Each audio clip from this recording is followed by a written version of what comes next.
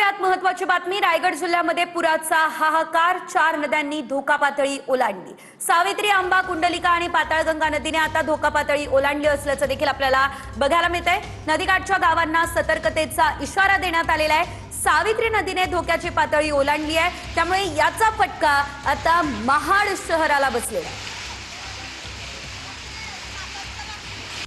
रायगड जिल्ह्याला गेले 5 दिवस पावसाने झोडपून काढलेला आहे आणि आता आपण पाहिलं ह्या सतत पडलेल्या पावसामुळे अनेक ठिकाणी ज्या नद्या आहेत त्या देखील प्रचंड प्रवाहाने वाहताना पाहायला मिळत आहे। आपण जर पाहिलं तर सावित्री नदीने सुद्धा धोक्याची पातळी ओलांडली आहे आणि याचा फटका महाड शहराला देखील बसलेला पाहायला मिळत आहे। आपण महाड शहरामध्ये उभे आहोत। पूर्णतः जे महाड शहर आहे ते पाण्याच्या विळख्यात अडकलेले आहेत। महाड शहरामध्ये बस डेपो असेल, त्याचप्रमाणे सुकट गल्ली असेल, भाजी मार्केट असेल आणि महाड शहर असेल, येथे देखील प्रचंड पाणी चढलेलं पाहायला मिळत आहे।